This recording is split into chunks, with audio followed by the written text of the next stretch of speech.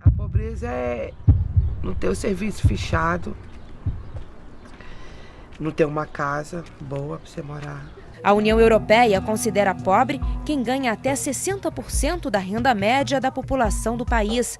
Para se ter uma ideia, isso seria uma renda de pouco mais de R$ 2.500 para quem mora na Dinamarca. No Brasil, o Ministério do Desenvolvimento Social definiu como pobre quem vive com até R$ 140 por mês.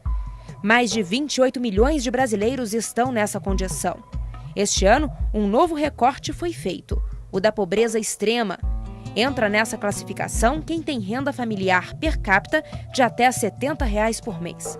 O cálculo é feito assim: a renda de todos na família é somada e depois dividida pelo número de moradores. 16.197.297 brasileiros são considerados extremamente pobres, o equivalente a 8% da população. Pessoas em situação extrema de pobreza estão espalhadas por todas as regiões do país, dos povos ribeirinhos do Amazonas às favelas do Sul.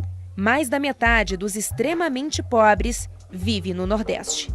E no ranking dos 50 municípios mais pobres do país, 26 estão no estado do Maranhão.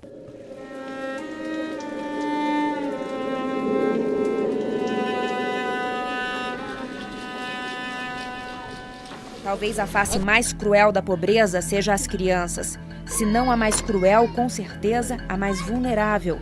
E tanto no campo quanto na cidade, elas representam metade da população em extrema pobreza. 4 de cada 10 pessoas que vivem na miséria, sem acesso a serviços, a rede de esgoto e água tratada, são crianças de até 14 anos. Os mais pobres, entre os pobres, são as mulheres. Elas estão na linha final da pobreza, principalmente a mulher negra, com filhos e sem companheiro. Dos 16 milhões de brasileiros na extrema pobreza, 8 milhões e meio vivem nas cidades, espremidos entre bairros urbanizados. Sem condições de pagar o aluguel, vão se acomodando como podem. Em morros, nas margens de cursos d'água, perto de lixões, na beira da estrada.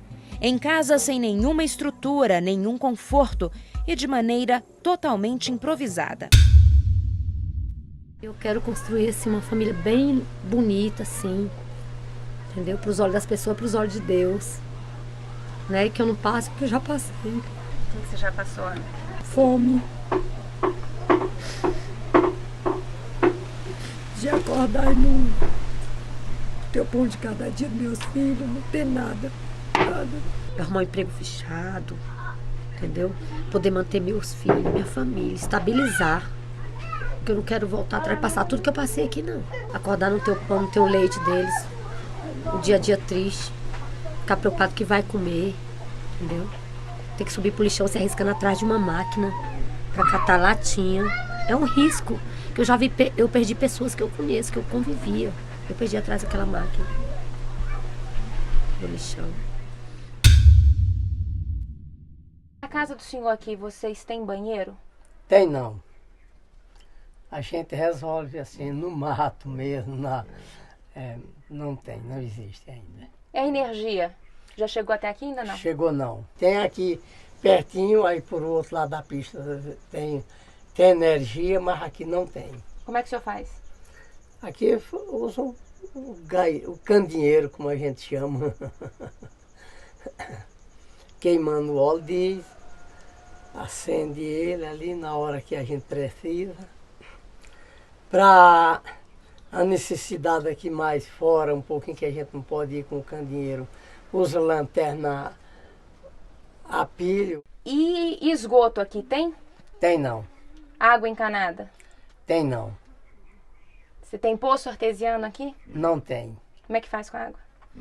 A água, quando a chuva vem, a gente acolhe um pouco de água, porque a gente tem uma barragemzinha aí a gente acolhe a água. Isso mesmo seca durante a seca, logo de cedo seca. Aí vai se carregar aí a em gente animal, em carroça. pega fora, você pega nessas adutoras que tem aí, a gente pega água para o consumo de casa. São as pessoas mais pobres que têm menos acesso aos serviços do Estado. O mapa da pobreza e o mapa da carência de serviços públicos são quase idênticos. Em todo o país, 308 mil casas ainda não têm energia elétrica. Entre os mais pobres, mais da metade não tem esgoto.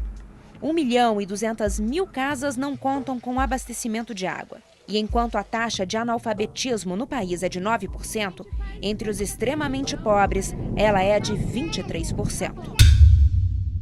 Nas cidades, a pobreza parece se multiplicar. Está nas esquinas, nos semáforos, nas praças. Não se sabe o número certo de pessoas que vivem nas ruas. Um levantamento do Ministério do Desenvolvimento Social, feito em 2008, apontava 32 mil adultos. Número pequeno entre os 16 milhões de miseráveis. Mas talvez sejam eles os mais desassistidos. São homens, mulheres, crianças e idosos, sem endereço, sem emprego, sem escola. É o índice de Gini que mede a desigualdade. Ele varia de 0 a 1. Quanto mais perto de 0, mais igualitária é a sociedade. O Brasil tem nota 0,53. É um dos piores índices do mundo.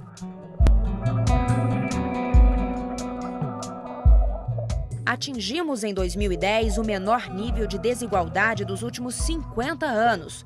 Na última década, a renda dos 50% mais pobres deu um salto, cresceu 68%. Já a dos mais ricos não cresceu tanto, apenas 10%. Os ganhos maiores de renda foram entre os grupos tradicionalmente excluídos. Mulheres ganharam mais do que homens, negros do que brancos, os brasileiros do Nordeste mais do que os do Sul.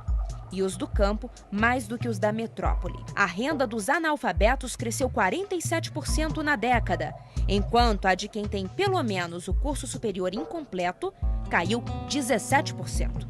E nesse movimento, os polos têm se aproximado. Este gráfico da Fundação Getúlio Vargas mostra a diminuição da pobreza desde 1992. Aqui foi considerado miserável quem tem renda de até R$ 151 por mês. De 2003 para cá, a queda foi constante. Dificuldades, sofrimentos, incertezas. Apesar de tantas adversidades, o brasileiro é um povo otimista.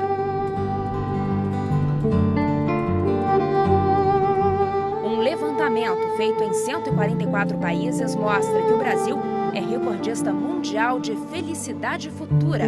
Em uma escala de 0 a 10, o brasileiro deu nota 8,7 à expectativa de satisfação com a vida em 2014. Eu acho que a felicidade da gente é a gente ter paz, né? Ter saúde, ter uma família estruturada, ter uma casa para morar. Você considera uma pessoa pobre ou rica? Rico. Porque eu tenho graça a Deus comigo. Ela